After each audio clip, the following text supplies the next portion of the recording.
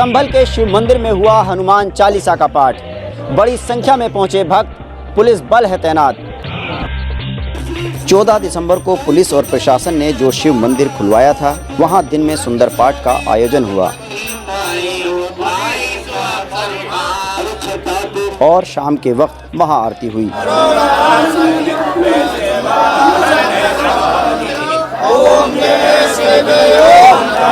इस पूजा अर्चना में बड़ी संख्या में महिलाएं भी शामिल हुईं। बजरंग बली की पूजा करके गर्भव्रत खोलेंगे। हमारे इस शहर में मंदिर निकला है, हमें बहुत खुशी हो रही है। सुरक्षा के लिहाज से मंदिर के अंदर और बाहर 7 नए सीसीटीवी कैमरे भी लगवाए गए हैं, जिससे मंदिर में पहुंचने वालों पर नजर रखी जा रही है।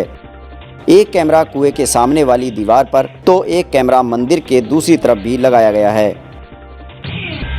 आज 46 साल बाद इस शिव मंदिर में हनुमान चालीसा का पाठ किया गया। लोगों ने कहा कि अब हर मंगलवार को इसी तरह हनुमान चालीसा का पाठ किया जाएगा। संभल के मुस्लिम बहुल इलाके में मिला एक और बंद मंदिर। मंदिर में राधा कृष्ण के साथ लगी है हनुमान जी की मूर्ति। दावा है कि राधा कृष्ण के इस मंदिर का निर्माण 1982 में सैनी समाज के लोगों ने कराया था। धीरे धीरे लोगों ने पलायन शुरू कर दिया और मंदिर वीरान हो गया। हालांकि अभी भी यहाँ लोग आते जाते रहते हैं। दावा किया जा रहा है कि इस मंदिर के आसपास भी कई कुएं हैं जिन्हें पाट दिया गया है। इस बीच मस्जिद के बाहर बने चबूतरे के नीचे आज खुदाई शुरू हुई।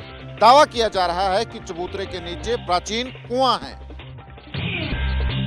मंदिर से सटे हुए मकान के जो अवैध हिस्से हैं, प्रशासन की टीम इन्हें भी हटवा रही है ताकि मंदिर जाने वाले भक्तों को किसी भी तरह की परेशानी ना हो। संभल के बाद वाराणसी में भी मिला कई साल पुराना बंद मंदिर। हिंदू संगठनों ने मांगी नियमित पूजा पाठ करने की अनुमति। मदनपुरा इलाके में मुस्लिम आबादी के बीच जिस प्राचीन मंदिर के मिलने का दावा किया जा रहा है, वो पिछले 40 साल से बंद बताई जा रही है।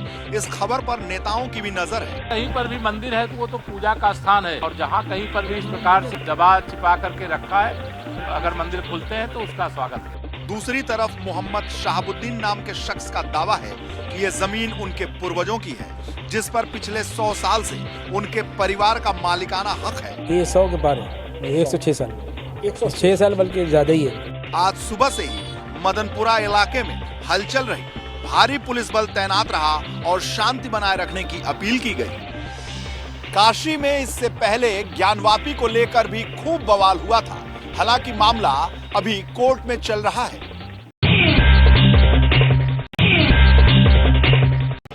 भारी हंगामे के बीच संसद में पेश हुआ एक देश एक चुनाव वाला बिल। विपक्ष ने बिल पर उठाए सवाल। बिल को पेश करते हुए कानून मंत्री ने तर्क दिया कि इस फैसले से न सिर्फ पैसे की बचत होगी, बल्कि वक्त भी बचेगा और देश का विकास तेज होगा। कि जो 41 साल से मामला पेंडिंग था, किसी ने ध्यान नहीं दिया और नरेंद्र मोदी जी ने ध्यान दिया। वहीं कांग्रेस, टीएमसी, डीएमके समेत कई विपक्षी दलों ने इस बिल का विरोध किया और इसे संविधान के खिलाफ बताया। तर्क दिया कि इस बिल के जरिए राज्यों का अधिकार छीनने की कोशिश की जा रही है। अनकॉन्स्टिट्यूशनल है बिल। हालांकि जेडीयू और टीडीपी जैसे बीजेपी के सहयोगी दल इस फैसले पर सरकार के साथ खड़े हैं। बिल को पेश करने को लेकर हुए मतदान के दौरान भी सत्ता पक्ष ने बहुमत दिखाया। बिल के पक्ष में 269 और विरोध में 198 वोट पड़े। हालांकि वोटिंग के दौरान 2/3 बहुमत न मिलने पर विपक्ष ने बिल के भविष्य पर सवाल उठाए। अब इस बिल को चर्चा के लिए जेपीसी के सामने भेजा जाएगा। जिस दौरान लोकसभा में वन नेशन वन इलेक्शन वाला बिल पेश हुआ, उस दौरान बीजेपी के 20 सांसद गैर हाजिर थे। फिलहाल अब बीजेपी इन 20 सांसदों से जवाब तलब करेगी, क्योंकि एक दिन पहले ही बीजेपी ने सदन में उपस्थिति के लिए व्हिप जारी किया हुआ था। आज दूसरे दिन भर संविधान को लेकर राज्यसभा में हुई चर्चा। गृह मंत्री अमित शाह ने कांग्रेस को याद दिलाया इतिहास।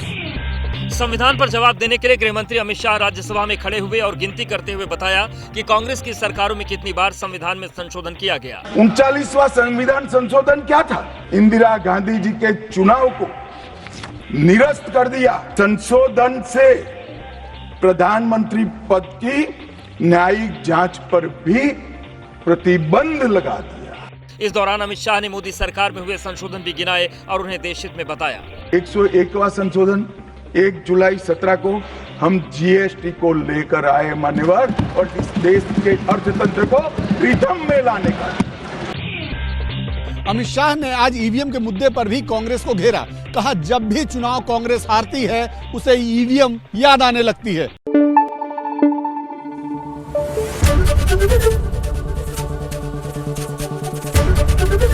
एबीपी न्यूज आपको रखे आगे।